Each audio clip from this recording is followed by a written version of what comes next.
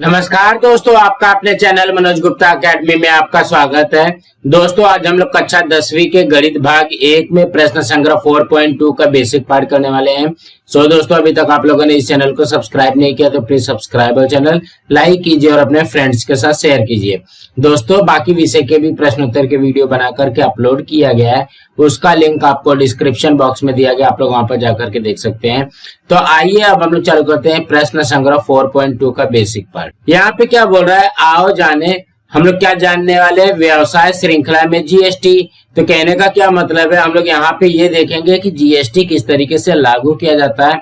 यहाँ पे 4 स्टेप में दिया गया, उत्पादक, थोक व्यापारी या वितरक, खुदरा व्यापारी और ग्राहक। तो ग्राहक क्या होता है, ग्राहक है कस्टमर।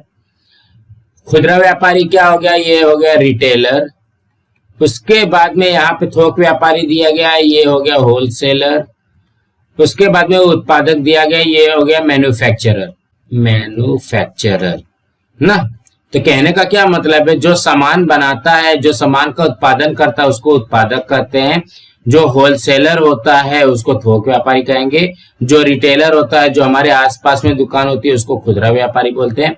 और यहाँ पे कस्टमर है, ठीक है। तो कौन कितना जीएसटी पे करेगा, कौन कितना जीएसटी देगा, वो हम लोग यहाँ पे सीखने वाले हैं, यहाँ पे समझने वाले हैं।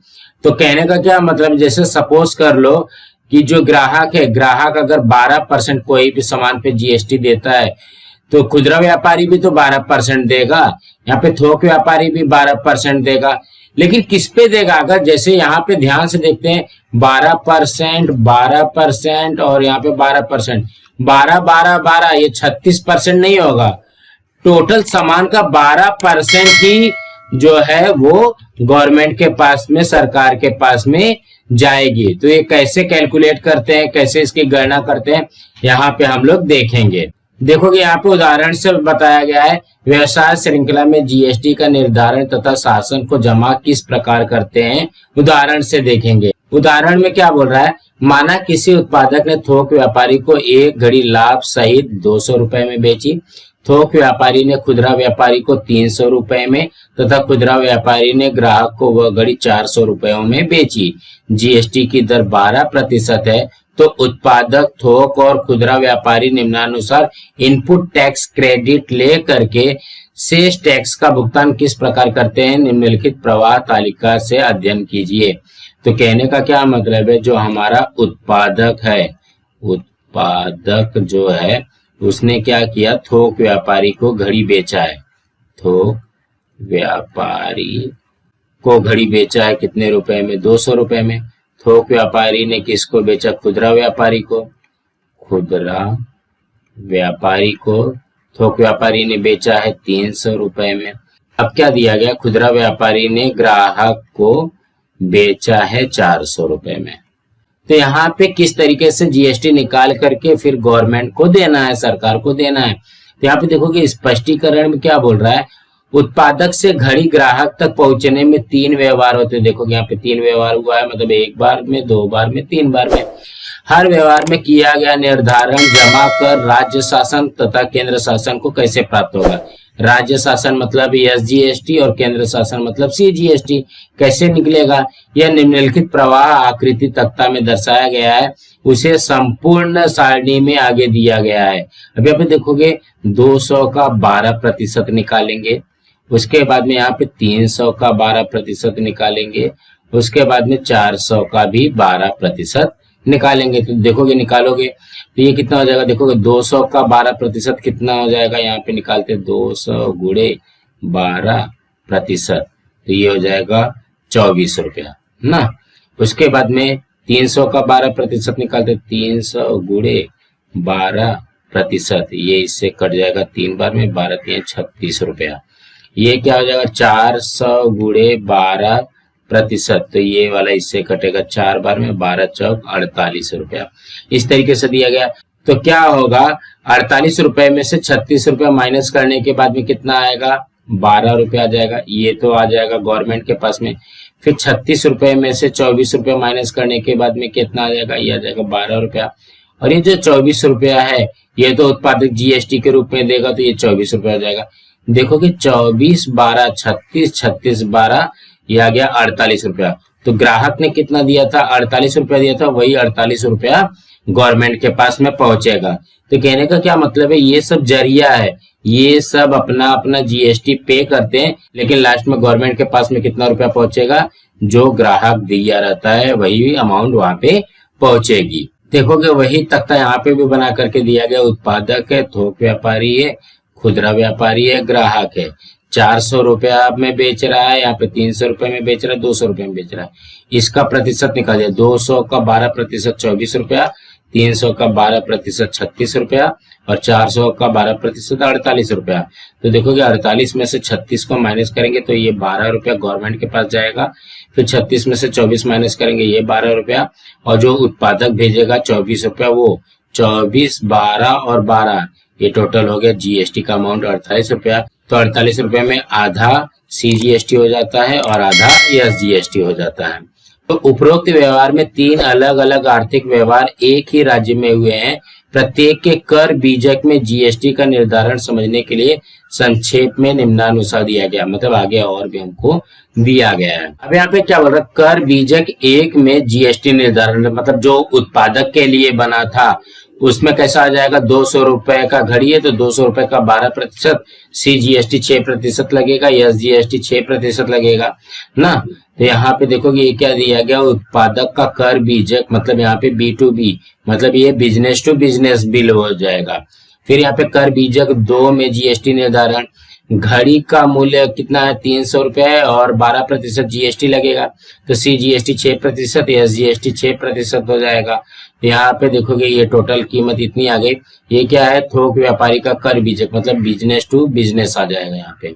उसके बाद में कर बीजक 3 में जीएसटी निर्धारण, घड़ी का मूल्य 400 रुपया, सीजीएसटी 6%, एसजीएसटी 6%, टोटल 12% है ना। तो ये क्या हो जाएगा, खुदरा व्यापारी का कर बीजक, ये क्या हो जाएगा, B2C, मतलब बिजनेस टू कंज्यूमर। देखोगे ये वही यहाँ पे भी दिया गया, इसे ध्यान में रखें। 2 GSTIN धारक व्यापारियों के बीच के व्यवहार को बिजनेस टू बिजनेस, मतलब यहाँ पे दोनों व्यापारी होने चाहिए, को संक्षेप में B2B कहते हैं। वस्तु के उत्पादन से लेकर के ग्राहक तक पहुंचने की श्रृंखला में अंतिम कड़ी के व्यवहार बिजनेस टू कंज्यूमर, संक्षेप में B2C कहते हैं, मतलब बिजनेस टू कंज्यूमर कहते हैं। व्यवसाय श्रृंखला में प्रत्येक व्यापारी द्वारा अदा किए गए जीएसटी का विवरण निम्नानुसार है। देखोगे सीजीएसटी और एसजीएसटी कितना कितना दिया, उत्पादक ने कितना दिया था, 12 रुपया सीजीएसटी और 12 रुपया एसजीएसटी, टोटल 24 रुपया दिया था। फिर थोक व्यापारी ने कितना दिया था, 6 रुपया और 6 रुपया, टोटल 12 रुपया दिया। और खुदरा व्यापारी ने कितना दिया, 6 रुपया और 6 रुपया, मतलब यहाँ पे 12 रुपया दिया। तो अब अगर हम लोग ध्यान से देखते हैं ये कितना हो गया, 48 रुपया हो गया ना। जब ये 48 रुपया हो गया, ये किससे लिया गया था, ये ग्राहक से लिया गया था 48 रुपया। तो कहने का क्या मतलब है, जितना अमाउंट हम लोग ग्राहक से जीएसटी के रूप में लेते हैं उतना ही अमाउंट गवर्नमेंट के पास में जाती है। यहाँ पे टिप में क्या दिया गया, क्या आपके ध्यान में आया, हर व्यापारी ने अपने स्तर पर संकलित कर में से इनपुट टैक्स क्रेडिट अर्थात खरीदी के समय दिए गए कर को घटा करके जीएसटी का भुगतान किया। मतलब जो भी व्यापारी ने पहले जीएसटी दे दिया गया था, तो बाद में जो आने वाला जो जीएसटी था उसमें से घटा करके दिया उसने। अंत में ग्राहक को वह घड़ी 448 रुपए में मिली, जिसमें 48 रुपए केवल कर उपरोक्त दर्शाए अनुसार ग्राहक ने भुगतान किया था। अतः जीएसटी या अप्रत्यक्ष या इनडायरेक्ट टैक्स है। इसके पूर्व थोक तथा खुदरा व्यापारियों को उन्होंने खरीदी के समय भुगतान किया गया कर वापस मिलता है। मतलब जो थोक व्यापारी थे, जो खुदरा व्यापारी हैं, उनको क्या मिलता है, जीएसटी तो इनसे मिलेगा, कस्टमर से मिलेगा, कंज्यूमर से मिलेगा, ग्राहक से मिलेगा, लेकिन जो इन्होंने पहले ही अगर जीएसटी दे दिया गया तो उसको माइनस करके वो भरते हैं। तो देखोगे यहाँ पे लिखा गया है, खरीदारी के समय भुगतान किए गए कर को कम करना, मतलब आईटीसी होता है, इनपुट टैक्स क्रेडिट होता है। तो यहाँ पे क्या बोल रहा है, वस्तु के उत्पादन से लेकर ग्राहक तक पहुंचने तक बीच के प्रत्येक व्यवहार में जीएसटी का निर्धारण किया जाता है। वस्तु बेचते समय व्यापारी द्वारा संकलित कर अर्थात आउटपुट टैक्स, मतलब जो टैक्स इकट्ठा किया जाता है, संकलित किया जाता है, उसको क्या बोलते हैं, आउटपुट टैक्स बोलते हैं। उसी व्यापारी द्वारा वस्तु खरीदते समय भुगतान किया गया टैक्स को इनपुट टैक्स कहते हैं। तो कहने का क्या मतलब है, अगर सामने वाली पार्टी से टैक्स लिया जा रहा है तो उसको आउटपुट टैक्स बोलेंगे, और जब हम सामान खरीदते हैं उस समय जो टैक्स दिया जाता है उसको इनपुट टैक्स बोलते हैं। व्यापारी संकलित कर में से भुगतान किया गया टैक्स कम करता है, इसे ही इनपुट टैक्स क्रेडिट कहते हैं। अब यहाँ पे देखोगे फॉर्मूला बना करके दिया गया है, दे जीएसटी बराबर output tax minus input tax credit. ये जो फॉर्मूला है यही फॉर्मूला का इस्तेमाल हमको करना है। संक्षेप में सरकार को कर का भुगतान करते समय श्रृंखला का प्रत्येक व्यापारी बिक्री के समय संकलित कर में से उसके द्वारा खरीदते समय भुगतान किए गए कर को घटाकर शेष कर का भुगतान करता है। अब यहाँ पे ध्यान से समझते हैं। देखोगे ग्राहक ने कितना दिया, 48 रुपया जीएसटी के रूप में दिया, लेकिन खुदरा व्यापारी ने 36 रुपया ये पहले थोक व्यापारी को जीएसटी के रूप में दे दिया था। तो क्या करेंगे, 48 में से 36 को माइनस करके ये जमा करेगा ना। नहीं तो देखोगे खुदरा व्यापारी थोक व्यापारी को तो 36 रुपया दे दिया पहले ही, उसके बाद में जब ग्राहक से 48 रुपया मिलेगा तो ग्राहक का भी 48 रुपया देगा, तो गवर्नमेंट के पास में तो बहुत सारी टैक्स हो जाएगी। तो इसके लिए क्या हो जाएगा कि ये 48 रुपया खुदरा व्यापारी को जो देगा ग्राहक, उसमें से ये 36 रुपया अपना जो पहले दिया हुआ उसको माइनस करके उसके बाद में 12 रुपया देगा। अब ठीक उसी तरीके से थोक व्यापारी भी करेगा। थोक व्यापारी के पास जीएसटी कितना आया है, 36 रुपया है, लेकिन उसने पहले कितना जमा किया था, 24 रुपया जमा किया था। तो 36 में से 24 को माइनस करने के बाद में 12 रुपया गवर्नमेंट को जाएगा।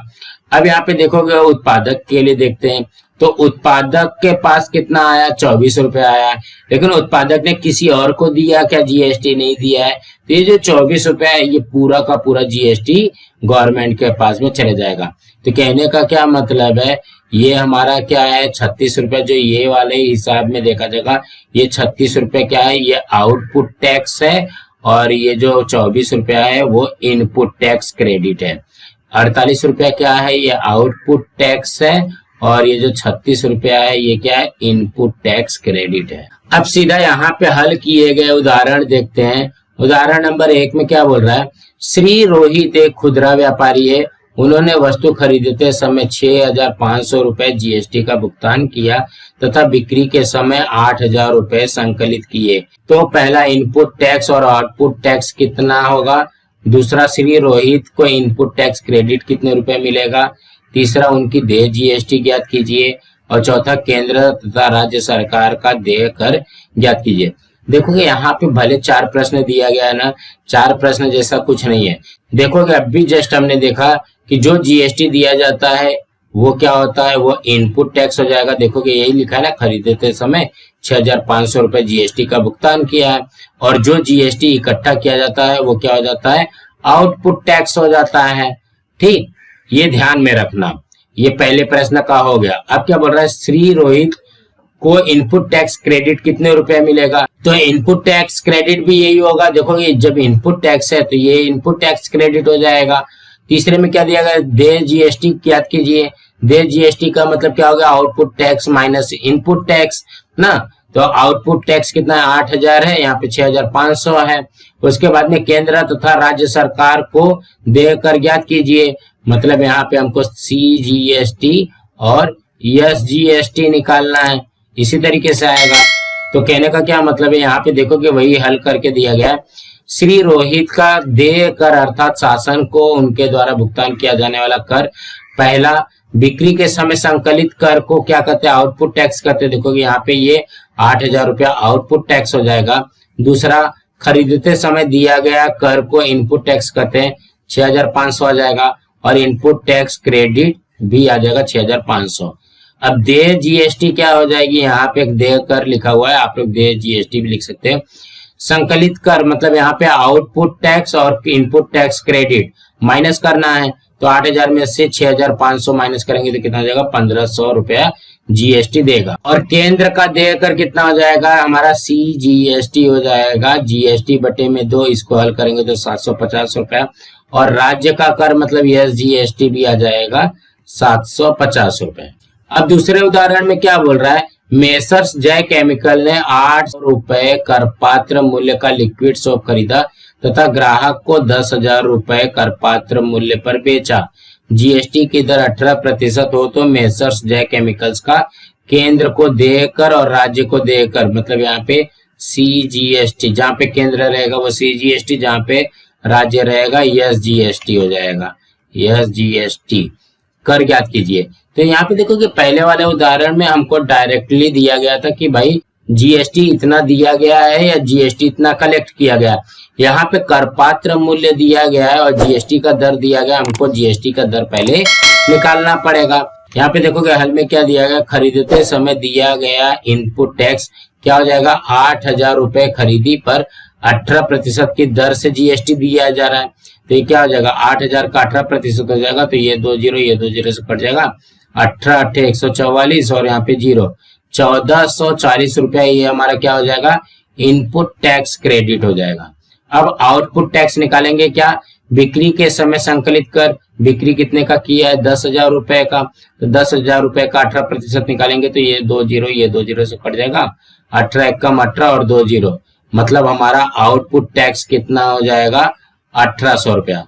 अब हमको पता है कि जो हमारी जीएसटी होती है, जीएसटी का फॉर्मूला क्या है, output tax minus input tax credit. 1800 में से 1440 माइनस करने पे कितना आ जाएगा, 360 रुपया। इसलिए मेसर जय केमिकल का केंद्र का देकर का मतलब क्या हो जाएगा, सीजीएसटी, ये कितना हो जाएगा, जीएसटी का आधा होता तो 180 रुपया हो जाएगा और राज्य का देकर भी 180 रुपया हो जाएगा। इसी तरीके से समझना है। अब हम अगला करते हैं।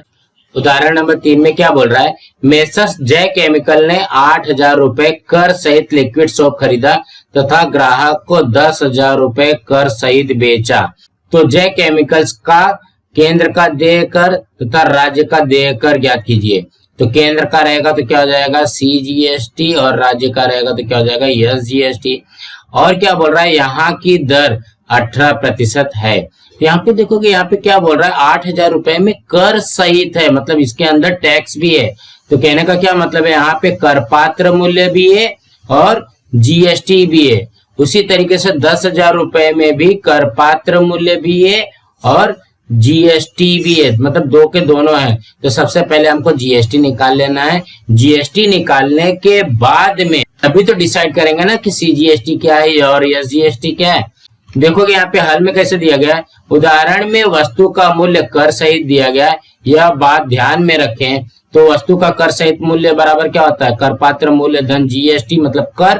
तो लिक्विड सोप का करपात्र मूल्य 100 रुपए हो तो कर सहित मूल्य कितना हो जाएगा, 118 रुपया हो जाएगा। देखोगे 18% जीएसटी लग रहा है, तो ये कितना हो जाएगा, करपात्र मूल्य 100 रुपया अगर होगा तो कर सहित मूल्य कितना हो जाएगा, 118 रुपया हो जाएगा। तो कर सहित मूल्य बटे में करपात्र मूल्य, यह अनुपात अचर रहेगा, मतलब ये हरदम रहेगा। तो 118 रुपए कुल मूल्य के लिए 100 रुपए करपात्र मूल्य हो तो 8,000 रुपये कुल मूल्य के लिए माना x रुपए करपात्र मूल्य होगा। यहाँ पे देखोगे क्या हो जाएगा, x बटे में 8,000 बराबर 100 बटे में 118। इसको ऐसा समझ सकते हैं, 118 में 100 रुपया तो यहाँ पे 8,000 रुपए में कितना रुपया, इस तरीके से समझ सकते हैं। तो अब यहाँ पे देखोगे इसको कैसे हल करेंगे, यहाँ पे देखोगे ये बटे में है, इस साइड जाएगा तो क्या हो जाएगा, गुणा हो जाएगा। x बराबर ये हो जाएगा 100 बटे में 118 गुणे ये आ गया 8,000। तो यहाँ पे भी देखोगे उसको वैसे लिखना चाहिए था, इसने क्या किया, 8,000 यहाँ पे लिख दिया, 100 यहाँ पे लिख दिया। अब इसको हल करने के बाद में आ जाएगा 6,779 रुपया 66 पैसा। तो ये क्या हो जाएगा, ये जो 8,000 रुपया है उस पे ये क्या हो जाएगा, ये कर पात्र मूल्य हो जाएगा। अब 8,000 रुपए में से 6,779 रुपए 66 पैसे माइनस करने के बाद में हमारा जीएसटी निकल जाएगा। देखोगे वही दिया गया, इसलिए खरीदते समय भुगतान किया गया जीएसटी कितना हो जाएगा, 8,000 रुपए में से इतना माइनस करने के बाद में आ जाएगा 1,220 रुपए 34 पैसा, और यही हमारा बन जाएगा इनपुट टैक्स क्रेडिट। अब जो दूसरा हिसाब है 10,000 रुपया कर सहित है, इसको भी इसी तरीके से निकालेंगे। देखोगे उसी प्रकार 10,000 रुपए कुल मूल्य के लिए y रुपए करपात्र मूल्य है, तो 118 में यहाँ पे 100 हो जाएगा, तो 10,000 रुपए में कितना होगा, y हो जाएगा ये। तो अब इसको कैसे हल करेंगे, यहाँ पे देखोगे y बराबर ये कितना हो जाएगा 100 बटे में 118 गुणे, देखोगे यहाँ पे बटे हो रहा है ना, तो इस जगह तो गुणा हो जाएगा, यहाँ पे आ जाएगा 10,000। ठीक, अब 10,000 में 100 का गुणा किया तो ये हो जाएगा 10 लाख, और यहाँ पे 118, अब इसको हल करेंगे तो कितना आ जाएगा 8,474 रुपया 58 पैसा। ये क्या हो जाएगा, ये करपात्र मूल्य निकला। 10,000 में से करपात्र मूल्य माइनस करेंगे तो क्या हो जाएगा, हमारा आउटपुट टैक्स आ जाएगा, जीएसटी आ जाएगा। तो जो वो वाला जीएसटी को हम लोग क्या लिखेंगे, करपात्र मूल्य लिखेंगे। तो यहाँ पे देखोगे 1525 रुपया 42 पैसा हमारा आ गया आउटपुट टैक्स। तो दे जीएसटी क्या होता है, output tax minus input tax होता है। तो यहाँ पे चाहिए तो आप लोग इसको समझने के लिए यहाँ पे आउटपुट टैक्स लिख सकते हो। Output tax minus input tax credit हो जाएगा। तो 1525 रुपया 42 पैसे में से 1220 रुपये 34 पैसे घटाएंगे तो 305 रुपया 8 पैसे, ये हमारा क्या आ गया, ये आ गया जीएसटी की अमाउंट। तो इसलिए केंद्र सरकार और राज्य सरकार को कितना देंगे, 305 रुपए 8 पैसे में 2 का भाग देंगे तो 152 रुपये 54 पैसा केंद्र सरकार को भी मिलेगा और राज्य सरकार को भी मिलेगा। इसी तरीके से करना है। अब अगला उदाहरण देखते हैं। अब उदाहरण नंबर 4 में क्या बोल रहा है, किसी साइकिल निर्माता के थोक व्यापारी को 4,000 रुपए करपात्र मूल्य पर साइकिल बेची। थोक व्यापारी ने वह साइकिल 4,800 रुपए करपात्र मूल्य पर खुदरा व्यापारी को बेची। खुदरा व्यापारी ने वह साइकिल 5,200 रुपए करपात्र मूल्य पर ग्राहक को बेची। जीएसटी की दर 12% हो तो बिक्री के प्रत्येक स्तर पर सीजीएसटी तथा एसजीएसटी ज्ञात कीजिए, उसके लिए निम्नलिखित पूर्ण कीजिए। तो हम लोग यहाँ पे क्या करेंगे, सबसे पहले देखोगे हल में क्या दिया गया है, व्यवसाय श्रृंखला। अब यहाँ पे समझते हैं, ये देखोगे ये पहला कौन है, साइकिल निर्माता है। साइकिल निर्माता ने किसको बेचा है, थोक व्यापारी को बेचा है। थोक व्यापारी ने किसको बेचा है, खुदरा व्यापारी को बेचा है। और खुदरा व्यापारी ने किसको बेचा है, ग्राहक को बेचा है। इस तरीके से पहले आप लोग बना लेना। अब क्या बोल रहा है, साइकिल निर्माता ने थोक व्यापारी को 4,000 रुपए करपात्र मूल्य पर बेचा है। 4,000 रुपए करपात्र मूल्य पे बेचा, मतलब यहाँ पे क्या हो गया, जीएसटी नहीं लगा है ना। थोक व्यापारी ने 4,800 रुपए में बेचा, इसने बेच दिया भाई 4,800 रुपए में। खुदरा व्यापारी ने कितना बेचा, 5,200 रुपए में ग्राहक को बेचा है। और सब पे जीएसटी कितना लग रहा है, 12% लग रहा है। तो यहाँ पे आएगा क्या, सबसे पहले यहाँ पे आ जाएगा साइकिल निर्माता। साइकिल निर्माता यहाँ पे लिख लेना आप लोग अच्छी तरीके से, निर्माता।